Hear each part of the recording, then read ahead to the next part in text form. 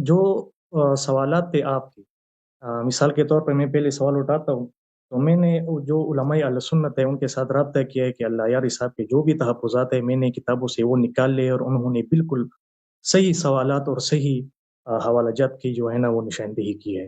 پہلا سوال میں یہ کرنا چاہوں گا، جس طرح آپ نے مسند احمد بن حنبل سے ایک سوال اٹھایا تھا 81 صفحہ پر۔ دوسری بات، دوسری جو روایت ہے حلیت الاولیاء سے 28 نمبر صفحہ پر، اور اس طرح امام بہقی نے بھی ایک حدیث، وہ یہ تینوں ایک ہی حدیث ہے، جو آپ نے کہا تھا کہ حضرت عمر نے وہ جو کھجور کا گوشہ نہیں تھا وہ اٹھایا اور زمین پہ دے مارا، وہ آپ کو یاد ہے سر؟ جی سر یاد ہے۔ اچھا، تو میں نے جو میرے علماء ہیں ان کے ساتھ رابطہ کیا ہے، اور انہوں نے مجھے کچھ جوابات عطا فرمائے، اگر آپ اجازت دے تو میں وہ کہہ دوں سر؟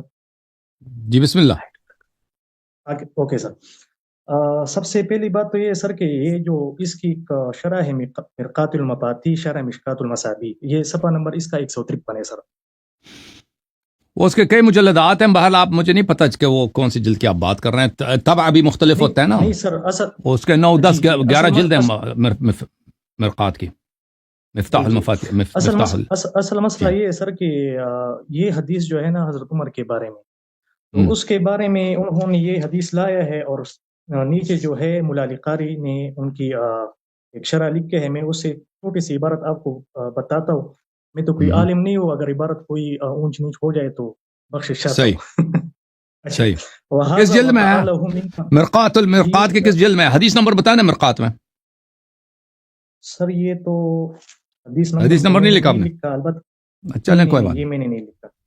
اچھا، تو اس حدیث کے بارے میں جو حضرت عمر کے بارے میں وہ کہہ رہے سر کہ وہ ھذا وقع له من کمال الخوف والہیبۃ الالہیہ، اس سوال یعنی مطلب یہ ہے کہ یہ جو انہوں نے کھجور کا جو گوشہ تھا یا ٹکڑی تجوبی تھی، انہوں نے جب وہ حضور صلی اللہ علیہ وسلم نے فرمایا کہ ان کے بارے میں ہم سے یعنی آپ سے پوچھا جائے گا، تو آپ نے کہا کہ وہ جو گوشہ تھا انہوں نے اٹھا لیا اور زمین پہ دیر مارا، اور بعض میں ہے کہ حضور صلی اللہ علیہ وسلم کے سامنے گرا، بعض میں ہے کہ نہیں حضور صلی اللہ علیہ وسلم کی وہ وجہ لفظ ہے، اس میں وجہ، اس میں ایک میں وجہ ہے ایک میں قبلہ لفظ ہے۔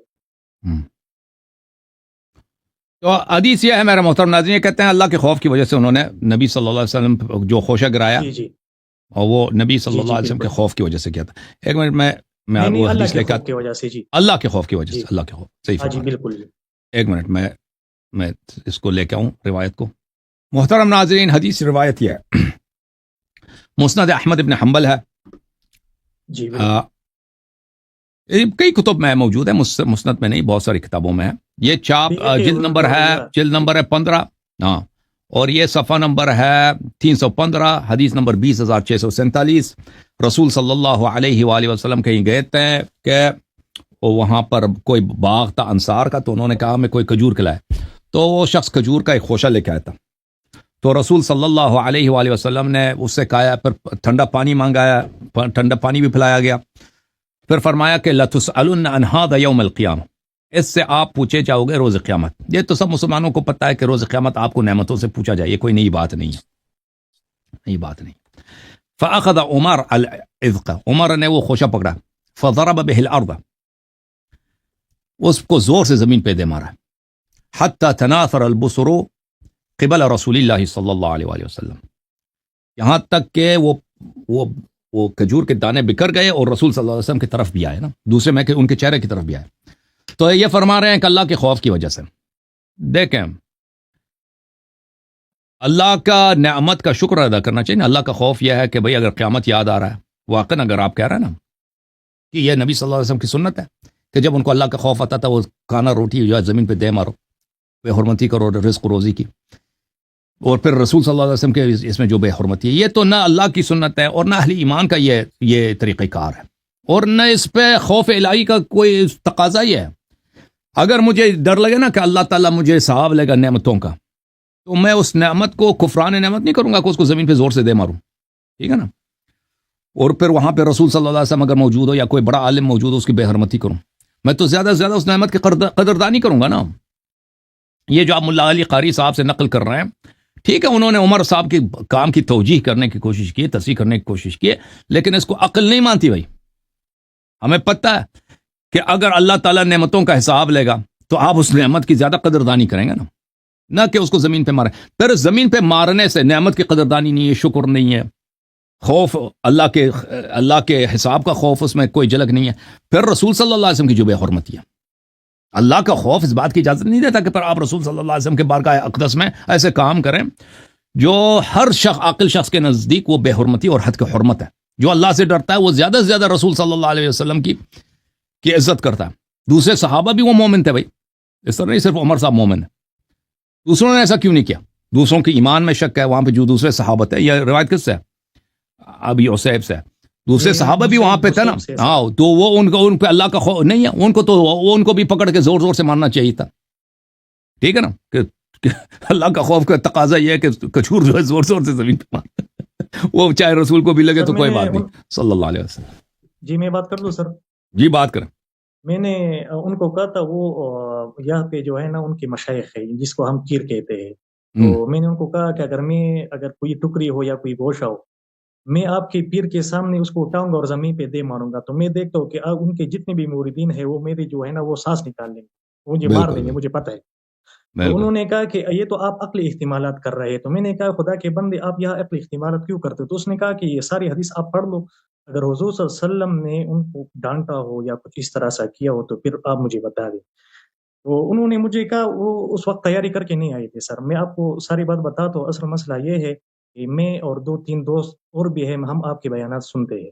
اب ہمارے اوپر الزام لگ گیا ہے کہ یہ بندے اب اللہ یاری کے ہے, باقاعدہ ایران سے ان کے کیا کہتے ہیں ان کے ساتھ رابطے ہیں اور ان کو پیسے بھی آتے. میری آپ کی اب بالکل پنڈنگ آتے. یہ میرے پہلی بار ہے کہ میں زوم استعمال کر رہا ہوں, مجھے زوم استعمال کرنے کا طریقہ بھی نہیں آتا, یہ پہلی بار ہے میری زندگی میں. ٹھیک ہے جی, اور پہلی بار یہ بھی ہے کہ میں آپ سے براہ راست بات کر رہا ہوں.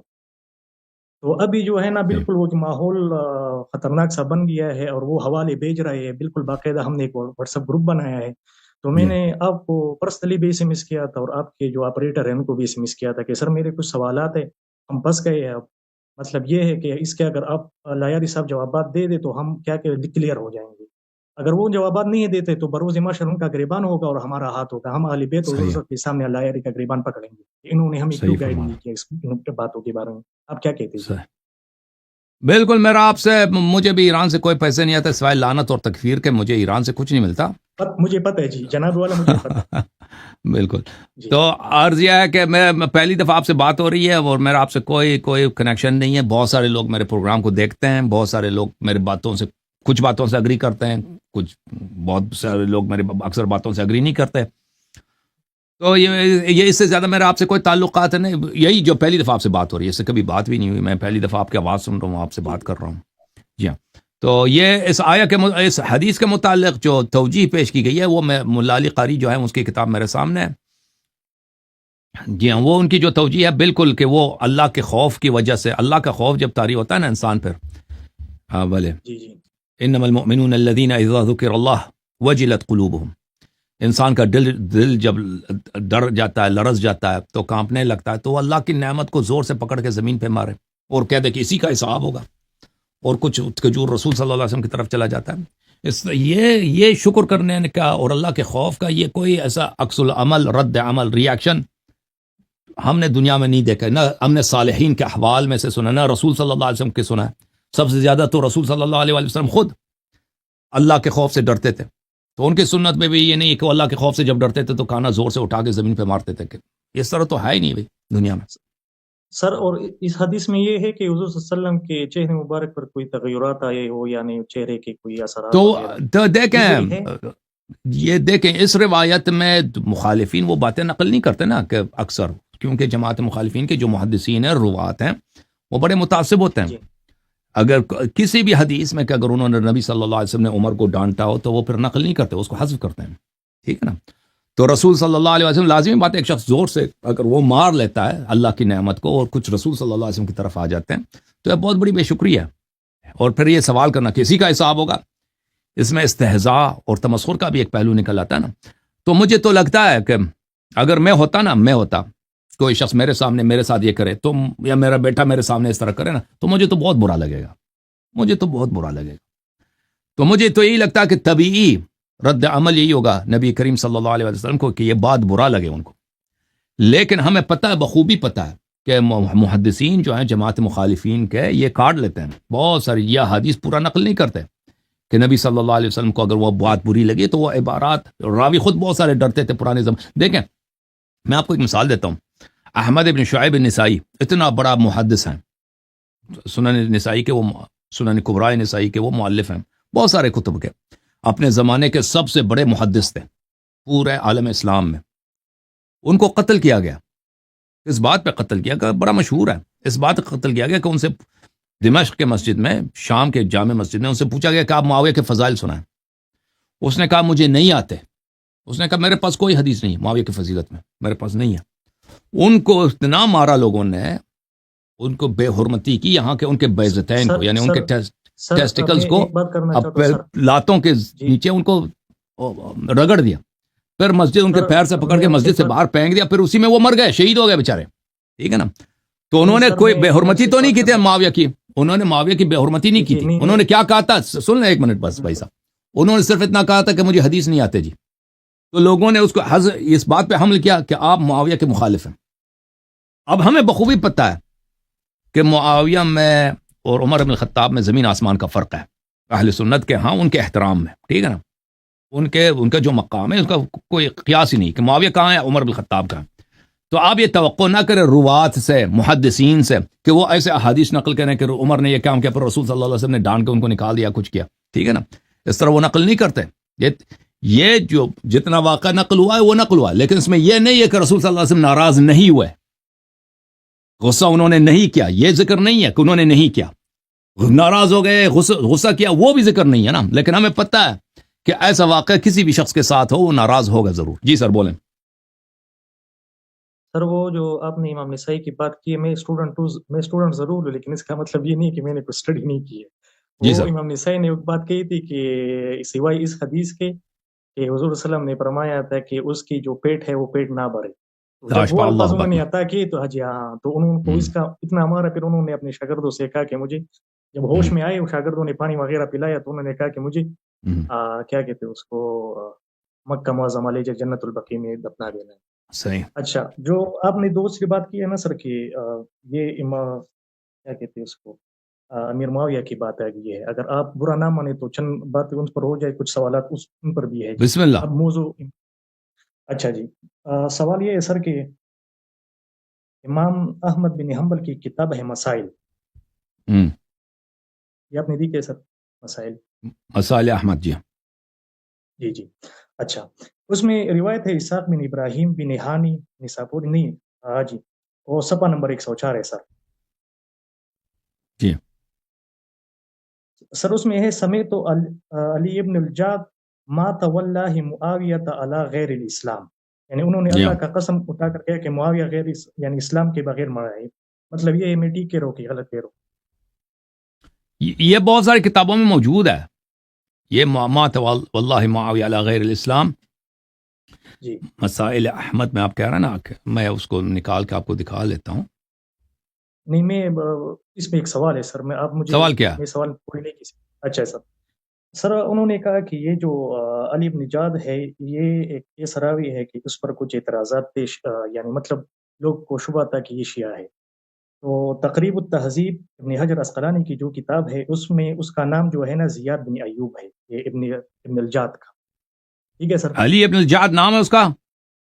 نہیں یہ سر، یہ اس کو میں آپ کو پورا، زیاد بن ایوب اس کا پورا نام ہے، یلقب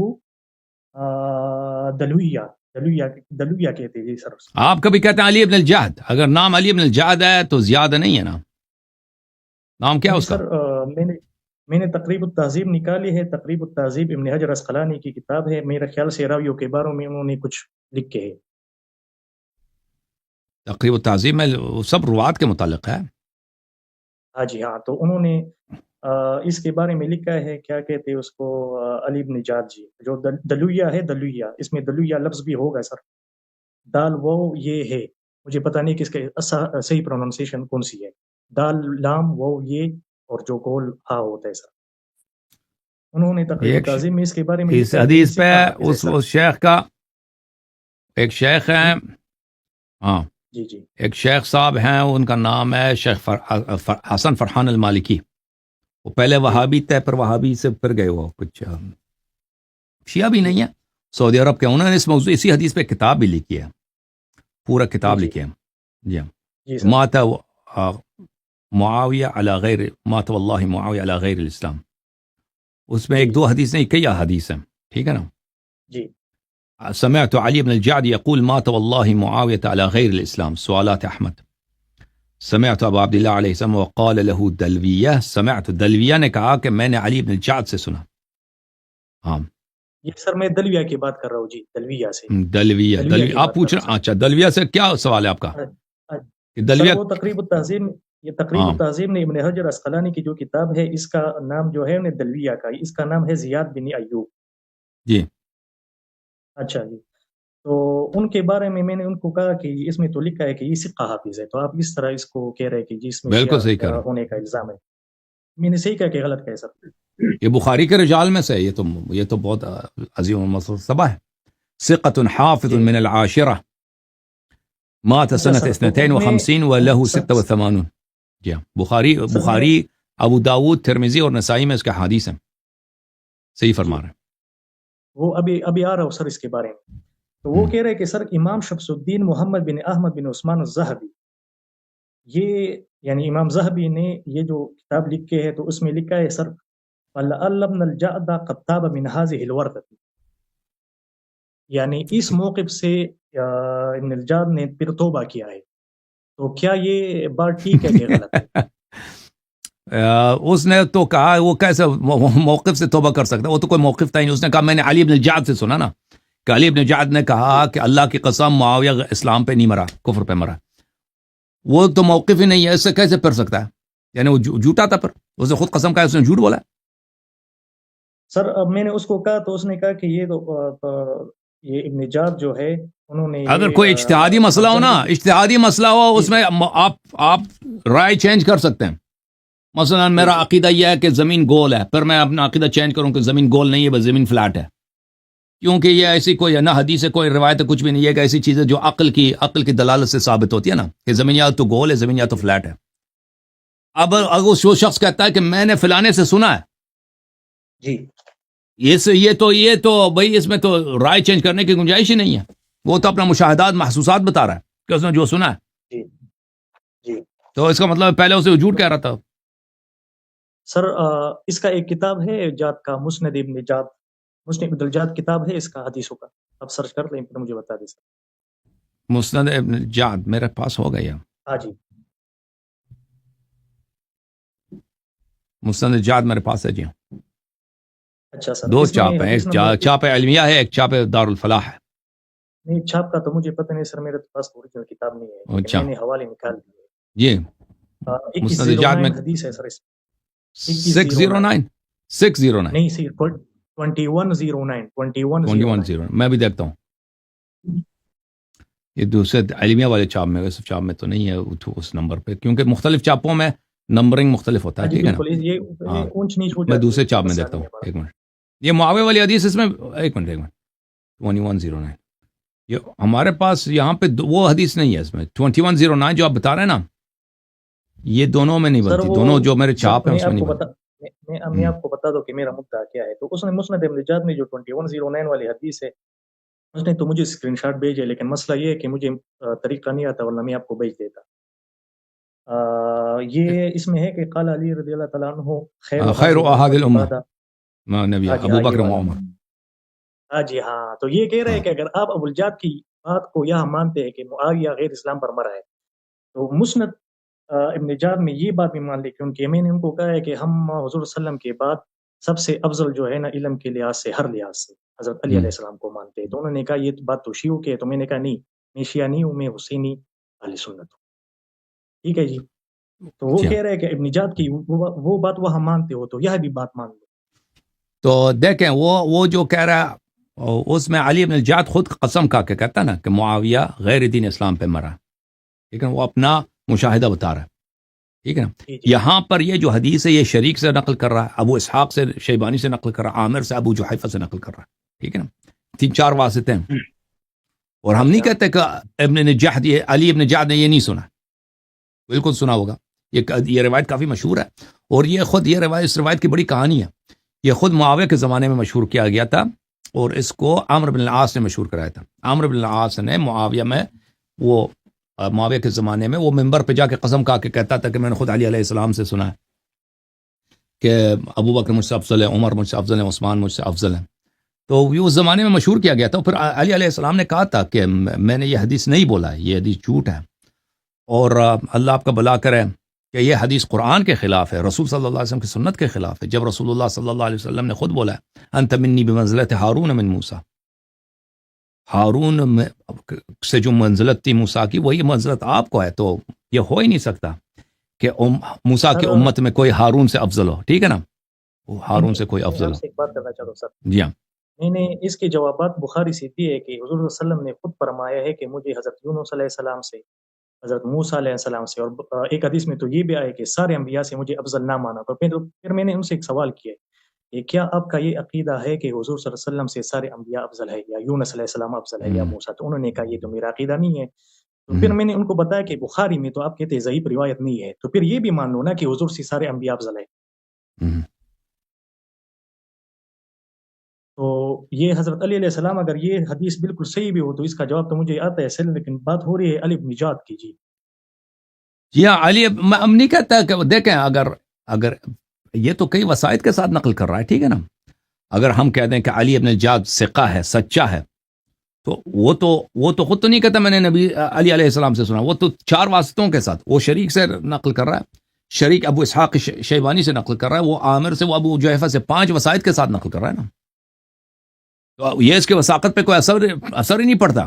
ایک شخص وہ تو نہیں کہہ رہا کہ میں نے خود سنا ہے، کہ اگر ہم نے اس کو ثقہ مانا تو اس کے سارے مرویات سب کے سب صحیح ہو گئے. نہیں، اس کے مرویات کو اب دیکھنا ہوگا کہ اس نے کس سے روایت کیا. ٹھیک ہے نا، جو بقیہ افراد ہیں یہاں پہ شریک ہے، ابو اسحاق شیبانی ہیں وغیرہ. میں ابو اسحاق شیبانی کو دیکھ لوں کہ اس کی کیا مرتبہ ہے. ابو اسحاق شیبانی، اور اس نے عامر سے، ابو جحیفہ سے. تو یہ جو روایت ہے اس نے نقل کی، اور یہ پھر روایت میں نے عرض کیا نہیں، قرآن کے خلاف ہے، سنت کے خلاف ہے. جی ہاں، اگر کسی شخص کو ثقہ مانے نا، کسی کوئی بھی شخص ثقہ ہے، تو ایک راوی کے ثقہ سے وہ روایت صحیح نہیں بنتا، بقیہ بھی روایت کو ثقہ ہونا چاہیے. ٹھیک ہے نا. جی. اور جو اچھا سر، تو میں اس کا کیا جواب دے دوں سر کہ امام ذہبی نے جو روایت کیا ہے کہ علی نجات جو ہے انہوں نے توبہ کیا ہے اس سارے واقعے سے یا اس عقیدے سے، اور پھر اپنے وہ عقیدہ مسند ہی میں نہیں، وہ معاویہ روایت سے ہے بہت بھائی. زیادہ، وہ جو کہہ رہا ہے معاویہ سے بہت معاویہ سے وہ بہت اگر زیادہ ایک شخص روایت کی کہتا ہے نا، وہ دیکھیں آپ آپ نے ایک شخص سے چیز سنی ہے، کہہ رہے ہیں فلانے نے یہ میں نے علی ابن جعد سے سنا ہے، آپ کہتے ہیں دلویہ نے توبہ کیا نا. علی جعد کو تو نہیں کہتے نا، دلویہ کو کہتے ہیں. نہیں سر، نہیں، میں علی ابن جعد کا کہہ رہا ہوں سر، میں علی ابن جعد کا کہ انہوں نے توبہ کیا سر. یعنی وہ عبارت بھی اللہ ابن الجعد قد تاب من هذه الورقه، ولعل آپ کہہ رہے ہیں نا، وہ شاید اس نے توبہ کیا تھا. ولعل شاید وہ اس کو یہ دیکھیں، ذہبی صاحب کی وفات ہے سنہ 748. ذہبی صاحب کی وفات ہے مجھے جو یاد پڑتا ہے سنہ 748 ہے. محمد بن عثمان بن قائماز الذہبی. وہ علی ابن جعد کب گزرا؟ علی ابن جعد گزرا پہلے صدی میں. اب یہ کہہ رہا ہے شاید اس نے توبہ کی ہو. لعل سے بات نہیں بنتا بھائی، وہ یہ اس کے پاس روایت توڑی ہے کہ اس نے توبہ کیا، کہتا ہے شاید اس نے توبہ کیا ہوگا، اس کا تخمین و اندازہ ہے. جی سر، وہ تیسرے جو سوال ہے سر وہ یہ ہے کہ حضرت حسن علیہ السلام کے بارے میں حضور صلی اللہ علیہ وسلم نے فرمایا تھا کہ یہ صلح کریں گا فئتین عظیمتین، وہ جو حدیث ہے، یعنی 2 بڑے گروہ ہیں مسلمانوں کے درمیان. تو اگر ہم مسلمان اور مومن کے درمیان وہ فرق تو آپ نے سمجھا دیا، اور ہم کو پتہ بھی ہے کہ مسلمان کون ہے اور منافق کون ہے، لیکن یہ بالکل مطلق حکم ہے اور مطلق لفظ جو آیا ہے وہ مسلمین ہی آیا ہے، تسمیہ کا ہے. ٹھیک ہے جی.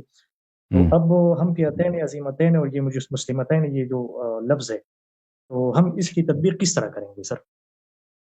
یہ کوئی شیعہ حدیث نہیں، ہم اس کو نہیں مانتے ہیں تو ختم ہے بات. نہیں، وہ تو سر اب اہل سنت ہے نا، اب ان کو تو جواب اہل سنت کی کتابوں سے دینا پڑے. اب اس کی تطبیق کس طرح کریں گے؟ میں اس حدیث پہ اعتقاد ہی نہیں رکھتا کہ وہ یہ رسول صلی اللہ علیہ وسلم کی حدیث ہو. اگر حدیث ہے بھی ہے تو آپ جو معاویہ کی جو لشکر تھی وہ اسلام پر تھی. یعنی وہ اس سے نہیں تھے کفار یہود تو نہیں آئے تھے معاویہ کے ساتھ علی علیہ السلام سے لڑنے، عراق سے والوں سے لڑنے. وہ سب کلمہ گو تھے، مسلمان تھے اور نماز پڑھتے تھے. ٹھیک ہے نا. اب وہ ایک معاویہ کے ساتھی تھے، علی علیہ السلام سے لڑتے تھے. تو میرے وہ لوگ جواب دیں، میں کیا جواب دوں بھائی؟ وہ لوگ جواب دیتے ہیں کہ بھائی ایک شخص جو حرب کا حربی انا حرب لمن حاربک مجھ سے لڑتا ہے، پھر وہ کلمہ گو جب اس سے لڑتے ہیں وہ مسلمان رہتے ہیں یا نہیں رہتے. تو یہ ان کی حدیث ہے، ہماری حدیث نہیں ہے، ہم اس حدیث کو مانتے ہی نہیں ہیں، تو ہم اس کا کیا جواب دیں بھائی؟ ٹھیک ہے نا. سر وہ مسلم حدیث ہے نا کہ حضور علی کے ساتھ بغض نہیں رکھے گا مگر منافق اور محبت نہیں کرے گا. مجھے نہیں آپ کی آواز بہت دھیمی ہے. اچھا سر اب ٹھیک ہے سر، ٹھیک ہے آپ صحیح ہے. ہیلو جی جی میں نے ان کو کہا بھی تھا کہ مسلم میں ایک حدیث ہے کہ علی کے ساتھ بغض نہیں رکھے گا مگر منافق اور وہ محبت نہیں کرے گا مگر مومن. تو انہوں نے کہا کہ یہ جو جنگ ہوئے ہے وہ اس کی اجتہادی خطا ہے، اجتہادی غلطی ہے. انہوں نے بغض کی بنیاد پر حضرت علی علیہ السلام سے جنگ نہیں کی. ہاں دیکھیں یہ کون سی اجتہاد ہے بھائی کہ علی علیہ السلام سے بغض رکھنا دشمنی ہے. قتال سباب المسلم فسوق و قتالہ کفر. کسی مسلمان کو گالی دینا فسق ہے. ٹھیک ہے نا. اس کے ساتھ جنگ لڑنا یہ کفر ہے. یہ نبی صلی اللہ علیہ وسلم کی حدیث ہے. ٹھیک ہے نا. اور پھر یہ جو آپ کی کتابوں میں احادیث پڑھی ہے کہ خلیفہ فاسق بھی ہو فاجر بھی ہو اس کے اطاعت واجب ہے. ٹھیک ہے نا. خلیفہ فاسق بھی ہو فاجر بھی ہو شیطان بھی ہو اس کی اطاعت واجب ہے. آپ اس کی اطاعت بھی نہ کریں، اس کے خلاف لشکر نکالیں. اجتہاد یہ ہوتا ہے کہ بھئی آپ کوئی حدیث آپ کو غلط سمجھ آئی ہے. ٹھیک ہے نا. مثلا رسول صلی اللہ علیہ وسلم کی وہ حدیث ہے کہ آپ نماز جو ہے عصر کی نماز بنی قریظہ میں پڑھیں. ٹھیک ہے نا. عصر کی نماز آپ نے بنی قریظہ میں پڑھنی ہے. کچھ لوگ جلدی چلے گئے بنی قریظہ، جلد پہنچ گئے. کچھ لوگوں نے عصر پڑھا ہی نہیں، جی آرام سے چلیں. پھر سورج ڈوبنے کے بعد انہوں نے بنی قریظہ میں جا کے نماز پڑھی عصر کی. تو یہ کہتے ہیں بھئی یہ اس میں اجتہاد ہے، چلیں ان کو سمجھ نہیں آئی کہ عصر ہم نے بنی قریظہ میں پڑھنی ہے، چاہے مغرب کے بعد بھی پہنچ جائے عصر ادھر ہی پڑھنی ہے. اس طرح کوئی گنجائش ہو نا. امیر المؤمنین علیہ السلام نے کیا عثمان کا قتل کیا تھا؟ امیر المؤمنین علیہ السلام نے کیا تھا بھائی کہ آپ ان کے خلاف لشکر لے کے آئیں، ان کے ساتھ لڑیں. ٹھیک ہے نا. ان کو اتنے مسلمانوں کا قتل کرائیں. یہ جو اجتہاد ہے میں پتہ اجتہاد کس کو کہتے ہیں. وہ اجتہاد وہاں پہ ہوتی ہے جہاں پہ نص نہ ہو، جہاں پہ اللہ کا حکم نہ ہو، وہاں پہ آپ عقل سے فکر سے کوئی چیز بنا دیں بھائی. لیکن جہاں پہ نص موجود ہے کہ امیر المؤمنین علیہ السلام سے جنگ کرنا رسول صلی اللہ علیہ وسلم سے جنگ کرنے کے مترادف ہے. انا حرب لمن حاربکم. اور کسی بھی مسلمان سے لڑنا کفر ہوتا ہے. اب وہ انت منی بمنزلۃ ہارون من موسیٰ ہے بھائی، اور وہ نبی صلی اللہ علیہ وسلم کا بھائی ہے، وہ اپنی جگہ. ٹھیک ہے نا. پھر وہ کسی بھی خلیفہ جو بھی فاسق بھی اس کی طاعت واجب ہے. اس میں اجتہاد کا کہاں گنجائش رہتا ہے نا. اب کوئی نا رسول صلی اللہ علیہ وسلم کہہ دے کہ تم نماز فجر 2 رکعت پڑھنی ہے، میں نماز فجر نہ پڑھوں، اجتہادی خطا کی ہے میں نے. رسول صلی اللہ علیہ وسلم کے فرمان نماز فجر 2 رکعت ہے، میں 5 رکعت 20 رکعت پڑھ کے لوگوں کو پڑھا دوں نماز. یہ اجتہادی خطا کی. وہ اجتہاد ہوتا ہی نہیں وہاں پہ بہرے بھائی. ٹھیک ہے نا. سر وہ دوسرا چوتھا سوال جو ہے وہ مسند بزاز صفحہ نمبر 138 پر ہے. اور ہاں جی اب آواز ٹھیک ہے؟ جی جی اچھا جی. مسند بزاز میں جو ہے صفحہ نمبر 138 ہے یا جلد کون سا ہے مسند بزاز میں؟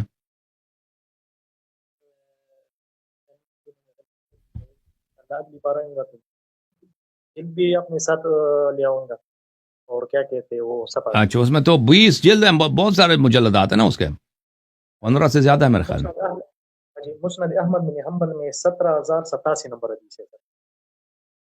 17087 جی 17087. اچھا حدیث کیا حدیث پڑھ کے سنائیں. سر وہ اس میں پہلے میں جو ہے نا ابن عباس کا جو روایت ہے کہ وہ بچوں کے ساتھ کھیل رہا تو حضور نے ان کو کہا کہ معاویہ کو بلاؤ، وہ روٹی کھا رہا تھا. وہ جو حدیث ہے تو اس حدیث میں کہہ رہا ہے کہ سر کہ انہوں نے مجھے جواب دیا کہ اللہم علم معاویہ الکتاب والحساب وقہ العذاب.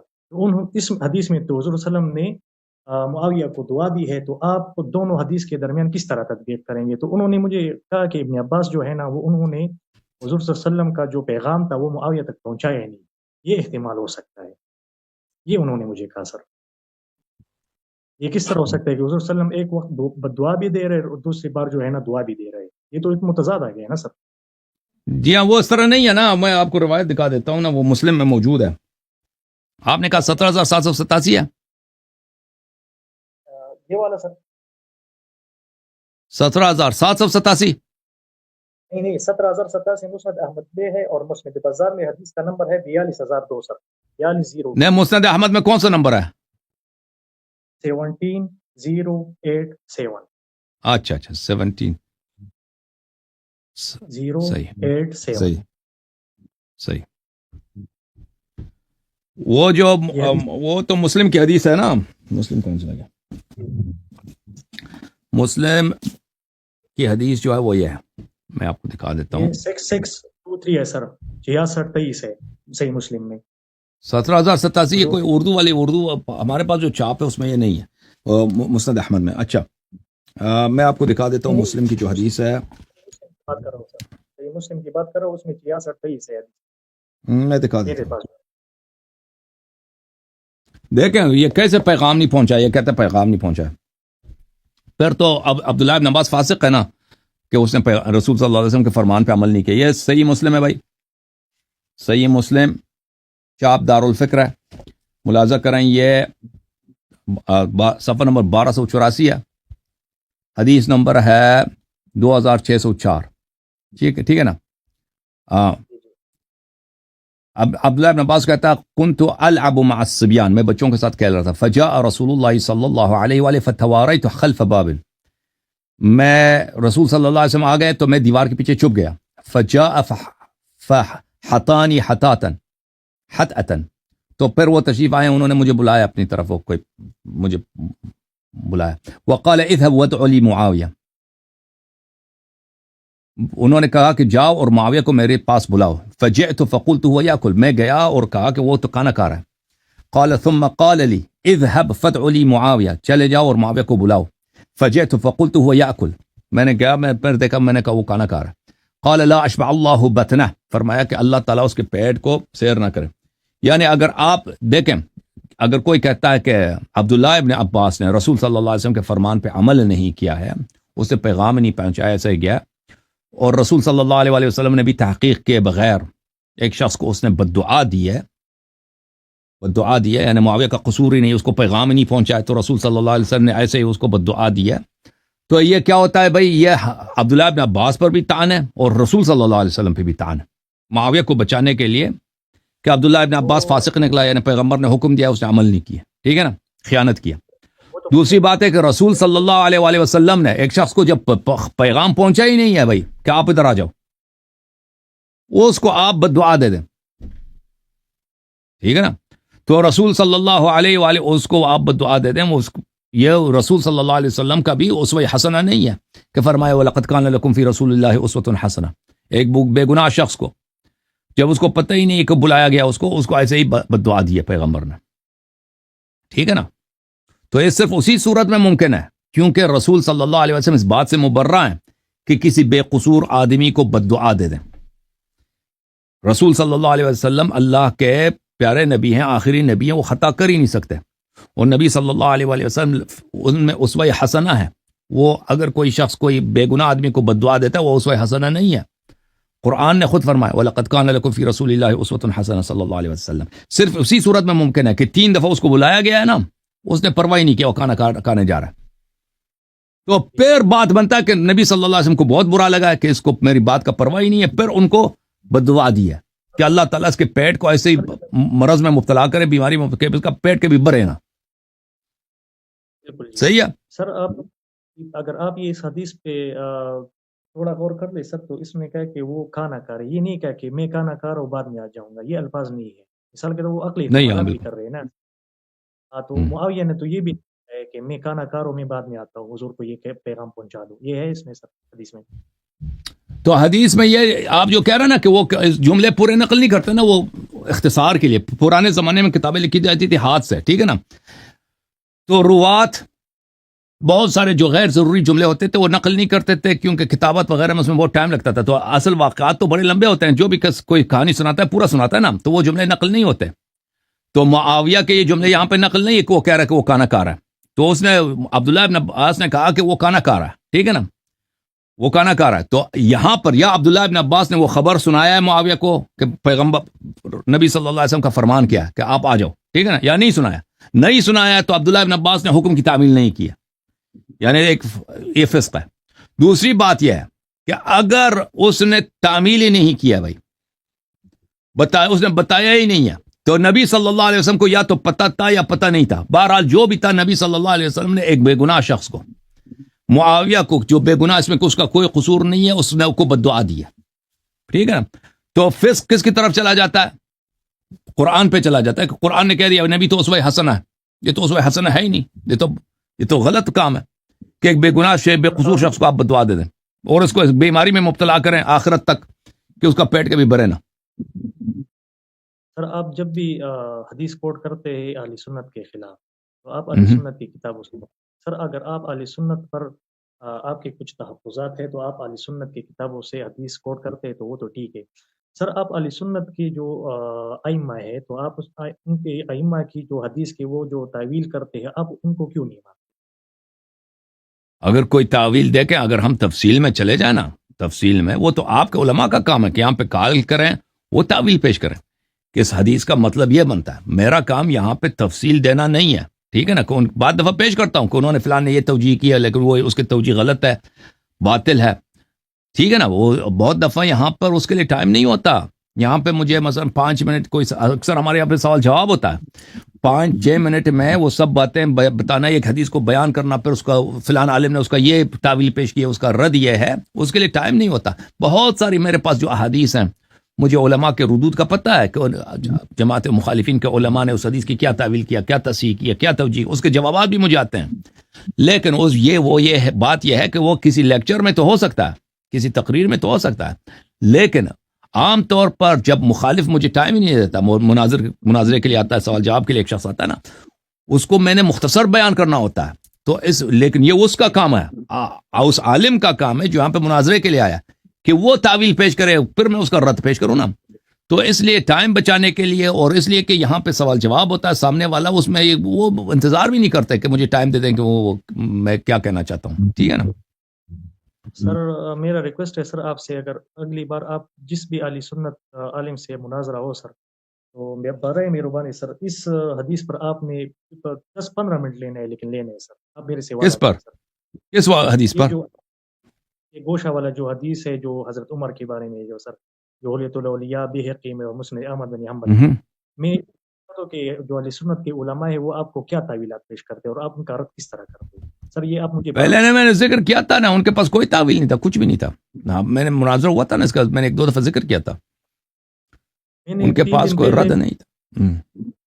ایک عالم کے ساتھ بات کی ہے, انہوں نے یہ تعویلات ملا علی قاری سے جو ہے نا وہ مجھے بھیج دی ہے. تو وہ ملا علی قاری کی بات بہت مضحک ہے بھائی, بہت ہی, کہ اللہ کے خوف کی وجہ سے کھجور زمین پہ مارو, رسول صلی اللہ علیہ وسلم کے چہرے کی طرف چلا جائے. اللہ کا خوف کا یہ تقاضا ہوتا ہی نہیں ہے بھائی. اللہ کا خوف یہ ہے کہ انسان گر گرا کے سجدے میں چلا جائے, گریا کرے, یہ اللہ کا خوف ہے نا. اللہ کا خوف ہیبت یہ نہیں ہے. جو انسان اللہ سے ڈرتا ہے وہ کھجور اٹھا کے زور سے زمین پہ نہیں مارتا. یہ اللہ کے خوف کی آثار میں سے نہیں. اور رسول صلی اللہ علیہ وسلم کی بے حرمتی. ملا علی قاری نے بالکل ایک مزاحیہ بات کی ہے بھائی.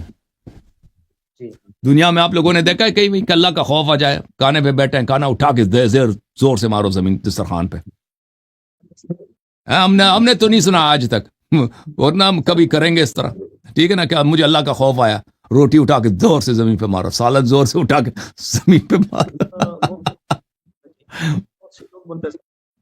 جی میں سمجھنا چاہوں گا, آپ مجھے کہہ دیں اگر آپ کو میں سوالات بھیج سکتا ہوں تو آپ پوڈ کاسٹ بھی کر سکتے ہیں کہ یہ میاں سبحان کا انشاءاللہ باذن اللہ, کیوں نہیں ترتیب بنا دوں گا, اور آپ جو ہے نا میرے لیے ان سوالات کو حل کر لیں. حتمن باذن اللہ, حتمن انشاءاللہ تبارک و تعالی. بہت مہربانی آپ, میرے بھائی. ٹھیک ہے, اللہ آپ کو سلامتی. تھینک یو سر, بہت مہربانی.